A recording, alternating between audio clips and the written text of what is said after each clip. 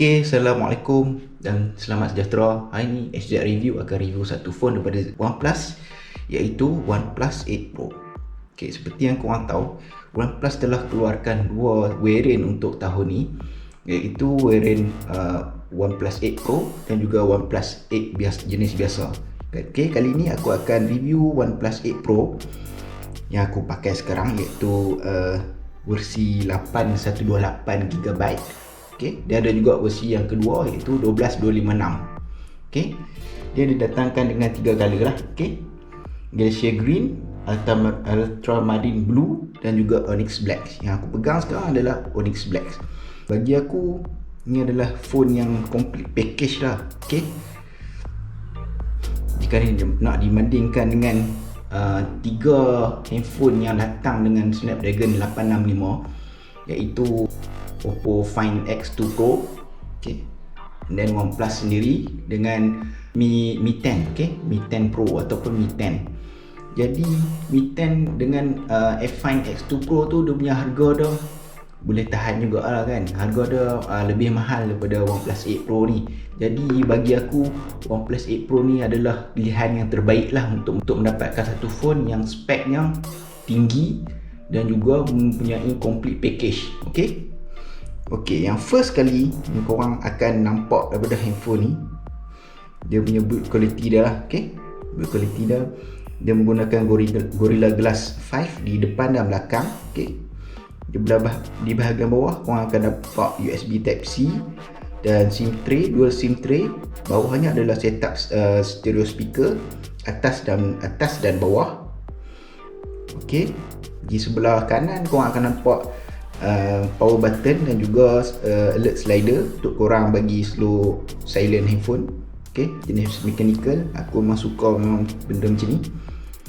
Okay, bahagian atas korang akan nampak mikrofon. Okay, kita akan pergi ke bahagian hadapan dulu, iaitu display.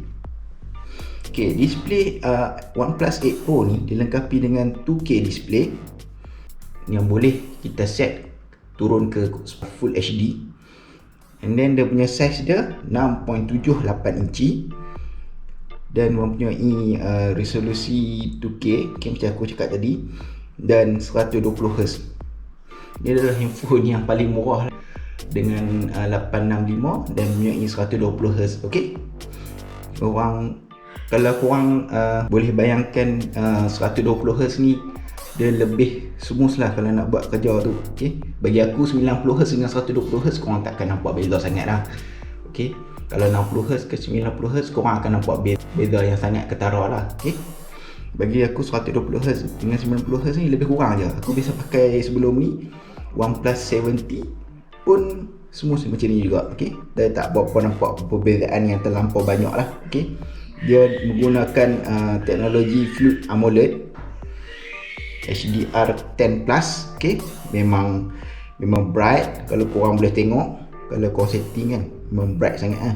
Dekat cahaya matahari pun tak ada masalah, memang boleh nampak lah. Okay, dia datang dengan pre-apply screen protector sekali lah. Okay, bagi aku pre-apply screen protector kali ni tak berapa nak cun sangat, sebab aku dapat dia suka tercabut. Okay, sekarang aku akan pindah kepada spek. Okay, spek OnePlus 8 Pro dia menggunakan Snapdragon 865, iaitu base 7nm plus chip. Okay, dia menggunakan GPU Adreno 650 dan mempunyai storage 128GB UFS 3.0 dalam aku punya version ni. Okay, dia ada yang 256 pun 3.0 juga, UFS 3.0, dan dilengkapi dengan RAM sebanyak 8GB ataupun 12GB untuk variant 12GB dan 256. Okay, so dia punya RAM dia menggunakan DDR5 lah. Jadi dia lebih laju sikit daripada DDR4X yang digunakan pada generasi yang sebelum ni, 70 Pro. Mengikut penggunaan aku memang smooth lah kan. Kalau korang nak main game apa semua memang high setting lah. So aku tak payah tunjuk kat sini.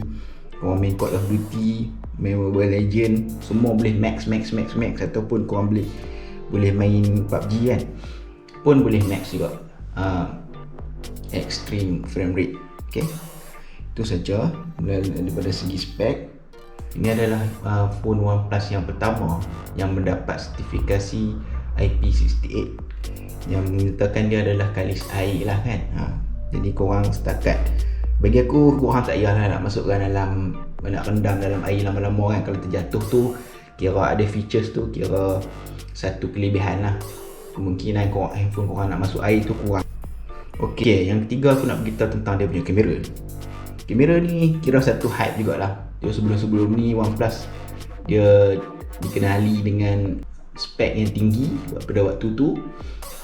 Pada bahagian kamera, OnePlus tidak berapa tekankan sangat. Okey, bagi version kali ni OnePlus 8 Pro, OnePlus claim bahawa mereka mempunyai kamera yang terbaik lah. Okey, dia dilengkapi dengan 4 kamera di bahagian belakang dan 1 kamera di bahagian depan, iaitu jenis punch hole display. Okey, bahagian belakang kita ada kamera utama 48 megapiksel dengan bukaan aperture 1.8 dan menggunakan sensor IMX689. Okey, and then dia ada kamera 3x zoom lens iaitu 8 megapiksel dengan bukaan aperture 2.4, dan satu lagi dia ada kamera ultra wide iaitu sensor sebesar 48 megapiksel juga dan mempunyai bukaan aperture f2.2. dan yang paling trend sekarang, bukan yang paling trend, yang paling heboh sekarang ni iaitu 5 megapiksel photochrome sensor. Dia apa kelebihan photochrome sensor ni? Jadi kita dah dapat tengok dalam internet yang dia boleh macam x-ray satu benda yang hitam ataupun benda tu dia macam nipis kan, plastik yang nipis, dia boleh tengok ke dalam. Jadi aku dah try dan ni adalah contoh-contoh.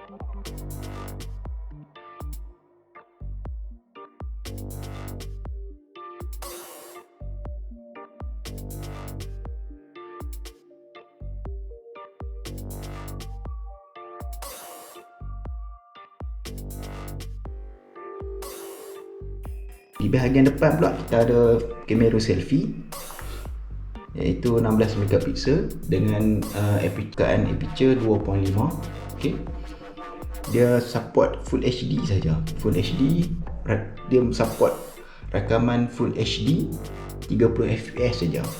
Berbeza dengan bahagian belakang yang boleh support sehingga 4K 60 fps. Okey, dia mempunyai stabilization EIS dan OIS di bahagian kamera utama dan kamera zoom.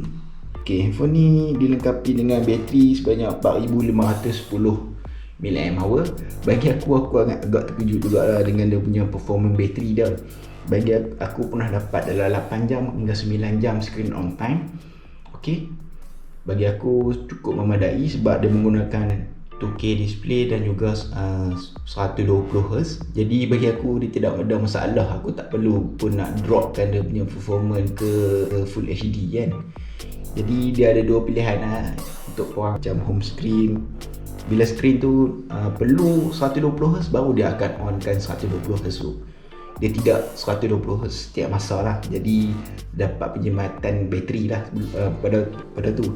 Untuk charging, tempoh masa daripada 0 ke 100% mungkin mengambil masa selama 1 jam suku pada pengalaman aku. Bagi aku sudah cukup memadai lah sebab bateri dia besar 4510. Jadi dengan penggunaan dia yang lama, screen on time dia yang lama, jadi tak berapa nak terkesan sangat lah. Okay, seperti kita tahu sekarang ni bateri besar pun dah boleh cas kurang daripada sejam. Jadi tapi aku boleh terima lagi. Okay, aku boleh terima lagi dengan keadaan bateri besar ni sejam 10 minit, sejam 15 minit aku boleh terima lagi lah. Aku tak ada masalah lah. Okay, panjang penggunaan aku untuk handphone ni tak ada masalah lagi. Cuma kadang-kadang tu ada handphone ni jadi freeze dalam 1 second ke 2 second lah. Aku pun tak pasti kenapa. Jadi baru dapat update, mungkin diorang fix kot masalah tu. Jadi aku akan tengok lah dia punya performance daripada masa ke semasa. Okay, so far aku puas hati dengan rekaan dan juga performance handphone ni. Adakah aku recommend untuk korang beli handphone ni? Bagi aku recommend sebab ni adalah handphone handphone yang agak murah lah, dengan spek dia yang agak macam full features kan. Phone yang agak lengkap lah untuk harga tu. Okay, korang dapat flagship processor, korang dapat IP68, korang dapat 2K display, 120Hz, bateri yang besar, lagi korang dapat fast charging. Okay, itu aku rasa cukup memadai lah dengan apa yang korang dapat. Jadi itu saja untuk aku review kali ini. Aku harap aku dapat membantu korang yang masih berteka-teki nak beli atau tak handphone ni. Okay, korang tak payah nak fikir-fikir, korang buat je ter. Okay, tak ada masalah. Okay, kita akan bertemu lagi pada video yang akan datang. Bye.